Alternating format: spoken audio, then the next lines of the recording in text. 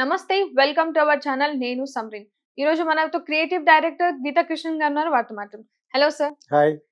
ఓడిపోతున్నాం డబ్బులు దండగా అని చెప్పేసి వల్లభనేని చేతులు ఎత్తేసారని చెప్పేసి అంటున్నారు దాని గురించి ఏం చెప్తారు సార్ చెడపుకురా చెడిదెవు అనేది ఒక ప్రోవెర్బ్. అదే విధంగా ఎవడు చేసిన కర్మ వాడు అనుభవించగా ఎప్పుడైనా తప్పదనేది కూడా వెరీ పాపులర్ నానుడి. ఓకేనా? ఇప్పుడు ప్రస్తుతం ప్రపంచాన్నంతా ఊపేస్తుంది అంటే కర్మ విల్ నాట్ లీవ్ అని. అంచేత ప్రతి ఒక్క క్యాండిడేట్కి కొన్ని కొన్ని కర్మలు చేసే ఉంటాడు. అది బ్యాడ్ కర్మ అయితే బ్యాడ్ జరుగుతుంది, గుడ్ కర్మ అయితే గుడ్ రిజల్ట్ వస్తుంది. యాక్చువల్గా not only for Vallabhaneni Vamsi, for anybody, even for the Telugu Desam కూటమిలో ఉన్న వాళ్ళకి కూడా అది వర్తిస్తుంది. వీళ్ళు ఏదో చాలా శ్రీవైష్ణవులు, అతను ఒకటే బ్యాడ్ లాగా మనం పట్టుకొచ్చారు క్వశ్చన్. మీరు వల్లభనేని వంశీకి బ్యాడ్ ఏంటంటే ఒకప్పుడు తెలుగుదేశం అతను strong party person of Telugu Desam. ఎక్కడో డిఫరెన్స్ వచ్చినాయి, అతనికి ఇంపార్టెన్స్ ఇవ్వకపోవడం. తర్వాత చంద్రబాబు నాయుడు కొడుకు వచ్చిన తర్వాత దీనిలోకి అతను యొక్క భూమేట్ చిత్రం నచ్చకపోవడం చాలా జరిగినాయి, జరుగుతాయి. ఎందుకంటే వాళ్ళ ఏరియా ఇది, గన్నవరం అన్నీ వాళ్ళ ఏరియా. అక్కడికి వచ్చి అతను వీళ్ళ ఏరియా కూడా యాక్చువల్గా కమ్మాస్ బాగా ఉండి, రిచ్ కమ్మాస్ ఉంటే ఏరియాస్ అవన్నీ ఇటు ఎన్టీఆర్ డిస్ట్రిక్ట్ అవన్నీ ఉన్నాయి కదా, కృష్ణా గుంటూరు అవన్నీ they are very rich belt of Kammas dominating districts. So అటువంటి చోట్ల వాళ్ళే ఉంటారు. జనాభా కాపులు ఎస్టీలు ఉన్నా కూడా వాళ్ళే గెలవగలరు అక్కడ. అంచేత Vallabhaneni Vamsi was a very strong candidate of Telugu Desam. అతనికి ఇండిఫరెన్స్ వచ్చినాయి అక్కడ ఉన్న లోకల్ వాళ్ళ చేత, మొత్తానికి జరిగినాయి. దానికి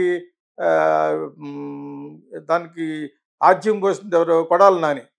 ఫ్రెండ్లీగా ఇద్దరు ఫ్రెండ్స్. సో అతను తీసుకెళ్ళి జగన్ కోటలో పెట్టాడు, ఏడు తెలుగుదేశంలో ఉండగానే. సో అది ఎంతవరకు నిజం కాదు, వెంటనే పడిపోవడం జగన్ చేసిన పొరపాటు వల్లభనేని వంశీదే. అతను ఎప్పుడు గ్రీన్ సిగ్నల్ ఇవ్వలేదు, నువ్వు మా పార్టీలోకి వచ్చాయి, నువ్వు నిలబడదు కానీ అనలేదు. కాకపోతే అతను కొడాలి నాని అంటే కొంచెం కాన్ఫిడెన్స్ ఉంది కాబట్టి, సో డెఫినెట్గా మనవాడికి మంచిగా జరుగుద్దని హోప్ఫుల్గా చెప్పాడు. సో అనుకున్నట్టుగానే హోప్ఫుల్గా ఇచ్చాడు, కాకపోతే అనుమానంగానే ఇచ్చాడు జగన్ అతని సీటు. ఎందుకంటే అది అక్కడ అవతల అతని మీద నిలబడ్డ క్యాండిడేట్ కూడా rich person, rich Kamma and lot of things. And Telugu Desam అంత సులువుగా బెటర్ కదా, వాళ్ళ యొక్క స్కీమ్ చాలా పెద్ద ఉంటుంది. Because Chandrababu Naidu is an experienced politician at the end of the day. So అంచేత ఆయన ఎలా నిలబెట్టాలో, ఎవరెవరిని ఎక్కడ నిలబెట్టాలో అతనికి తెలిసినంత బాగా చాలా మందికి తెలియదు. ఆ విధంగా నిలబెట్టాడు. ఇప్పుడు తనకి చేతులు ఎత్తేసేయడానికి మన వాళ్ళు ఎందుకంటారు, ఇంకా ఎత్తలేదు. ఈలోగా మనం అదే పొలిటికల్ ప్రొడిక్షన్స్ వల్ల ఏంటి అలా చేయటం వల్ల ఏంటి ఉపయోగం? ఆ అవతల వ్యక్తిని నిర్వీర్యం చేయటం అంతే. అంటే అక్కడ డెఫినెట్గా స్ట్రాంగ్ అపోజిషన్. మనం ముందుగానే చెప్పుకున్నాం, బిఫోర్ ఎలక్షన్సే ఇదే ఛానల్లో సార్ చెప్పాను. ఎందుకంటే వల్లభనేని వంశీ లాగానే అతను కూడా opposition party, that is Telugu Desam candidate is a very very powerful and rich candidate. వాళ్ళే ఉంటారు అక్కడ, వాళ్ళే తట్టుకోగలరు. సో ఆ ఈక్వేషన్స్ అలా మెయింటైన్ చేస్తారు యాక్చువల్గా.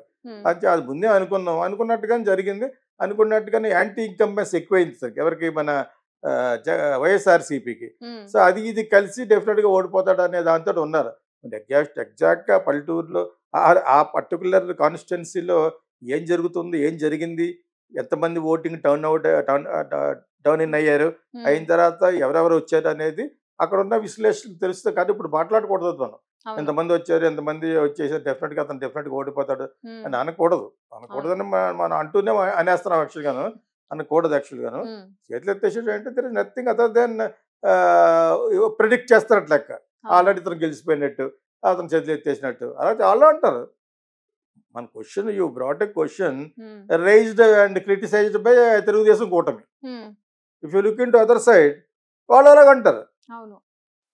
సో మనం అగైన్స్ ద ప్రపోజిషన్ మాట్లాడుతున్నాం కాబట్టి మనం ఇప్పుడు ఇలా మాట్లాడుకున్నాం. ఫర్ ద ప్రపోజిషన్ ఉంటుంది, that is on behalf of Vallabhaneni Vamsi మాట్లాడే వాళ్ళు ఇంకోలా చెప్తారు.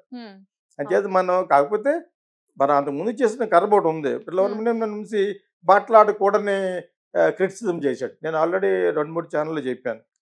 అతను కూడా ఇన్ ఫ్యూచర్ కూడా నేర్చుకోవాలనే మంచి ఉద్దేశంతో చెప్పాను. బికాస్ అతను మంచి పొలిటీషియన్. యాక్చువల్గా అతను పొలిటిక్స్లో వెళ్ళిపోదాం అనుకున్నాను అని ఏదో ఎక్కడో చదివాను, నేను ఎక్కడో విన్నాను.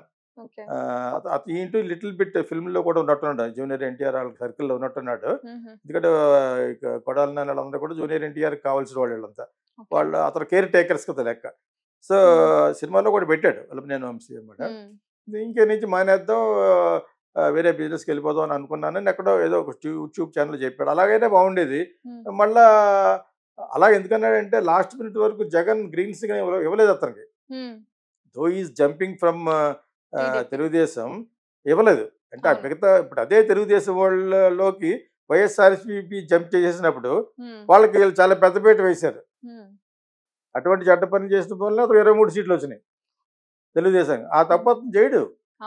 ఈజ్ ఎ బెటర్ పొలిటీషియన్ ఎవరో జగన్. ఆ ఒక్క విషయం గురించి సైకో అన్నారు. సైకో కాదు, అతనిలాగే ఉండాలి. కాకపోతే అతను ఎక్కువ ప్రెస్ మీట్స్ పెట్టకుండా పర్సనల్ ప్రొటెక్షన్ గురించి ఎక్కువ ఎవరి మాట విన్నట్టుగా ఉండే అభిప్రాయం జనాలకు ఇచ్చాడు కాబట్టి ఈ ఎంత వ్యతిరేకత వచ్చింది అతనికి. సో ఫైనల్గా వంశీకి ఇచ్చాడు సీటు. అవతల పార్టీ అదర్ పర్సన్ కూడా స్ట్రాంగ్ పర్సన్ కాబట్టి చేతులు ఎత్తేసాడు అన్నారు. ఆ పక్క నుంచి మాట్లాడదాం అనుకోండి, అవతల గట్టు నుంచి ఇతర చేతులు ఎత్తేసాడు అనొచ్చు. నిజమాట అంటారు. ఇప్పుడు అనేది ఏంటి, తెలుగుదేశానికి అంతకు ముందు వచ్చిన 23 సీట్లు కూడా రావంటున్నారు వాళ్ళు. వీళ్ళు ఏమన్నారు, వాళ్ళందరూ దుకాణం ఎత్తేసారు, ఒకటి ఫారెన్ పారిపోతున్నాడు, ఇంకోటి ఎక్కడికి వెళ్ళిపోతున్నాడు అంటున్నారు. ఇలాగ అంటాం వల్ల ఏంటి ఉపయోగం అన్నాను. అయితే నేను క్వశ్చన్ చేసుకుంటే ఇలాగ అనటం, మన తమ్ములైన్స్ పెట్టడం వల్ల ఏంటి ఉపయోగం? Today's news paper is going to be tomorrow's waste paper లాగా ఇవాళ అనుకుంటారు, రేపు పొద్దున్న 3వ తారీఖు తర్వాత సీన్ మారిపోద్ది. మనం అన్నామా, మన ఛానల్ చెప్పామా, ఇట్లా దెబ్బ అయిపోతారని అంటాం. అంతేనే, is what going to happen now. ఈ 10 రోజులు ఇలా చెప్పుకుంటూ ఉంటాం. దాని తర్వాత ఎలక్షన్ అయిన తర్వాత some result is going to come. Okay, అవి వచ్చిన తర్వాత దానికి అనుగుణంగా ఏ అండ్ కాగడుగు మాట్లాడే వాళ్ళు మాట్లాడుతూ ఉంటారు. ఇంక ఎల్లో ఛానల్స్ వాళ్ళు గెలిచారు అది గొప్పగా మాట్లాడతారు. వీళ్ళు ఓడిపోయారు అనుకోండి, తెలుగుదేశం ఓడిపోయింది అనుకోండి, వాళ్ళు ఎక్కువగా మాట్లాడతారు. జగన్ అప్పుడే చెప్పాడు, చూసావు నిన్న మనం మీటింగ్ లో చెప్పాడు కదా, వాట్ ఎవర్ ఈ సెడ్ హ్యాపెండ్ అని వాళ్ళు అంటారు. జరగబోయే చెప్తున్నాను, జరగబోయే యూట్యూబ్ లో మనం మాట్లాడబోయే సబ్జెక్ట్స్ ఇలా ఉంటాయి. అటువంటి థంబ్నెయిల్స్ ఉంటాయి. చిత్తుగా ఓడించిన డాష్ డాష్, ఎవరైతే ఓడించబడ్డారో వాళ్ళని డాష్ డాష్ లో పెట్టుకుంటారు. ఇప్పుడు అదే జరుగుద్ది. ఇప్పుడు నేను మామూలుగా మీరు ఎవరన్నా ఛానల్ వచ్చి మాట్లాడతారన్నప్పుడు ఇప్పుడు ఇది మాట్లాడతారు. ఏం మాడతాం, ఎవరు గెలుస్తారు మాడతాం. మరి ఏమన్నా సూపర్ గోడలవా? కూడా ఏం చెప్పలేడు. ఇంక్లూడింగ్ జగన్, ఇంక్లూడింగ్ చంద్రబాబు నాయుడు గారు కూడా అసలు వాళ్ళ సీటు వాళ్ళు గెలుస్తారు లేదో ఇప్పుడు అనుమానంగా ఉంటుంది. కుప్పంలో చంద్రబాబు నాయుడు గెలవడానికి వీళ్ళు అంటున్నారు, అక్కడేమో జగన్ కాన్స్టిట్యూషన్ గెలవడం అతను అంటున్నారు. ఒక్క చోట నేను పాజిటివ్గా విన్నది ఏంటంటే చంద్రబాబు నాయుడు గారు అబ్బాయి మట్టుకు గెలుస్తాడు అన్నారు. అదేవిధంగా మన హీరో ఎవరైనా పవన్ కళ్యాణ్ గెలుస్తాడని ఈ 2 మటుకు విన్నాను. నేను విన్నచ్చుమో, అది ఎగ్జిట్ పోల్ గా చెప్పట్లేదు. అక్కడ అతను కూడా చాలా స్ట్రాంగ్ గానే ఉన్నాడు అని అంటున్నారు.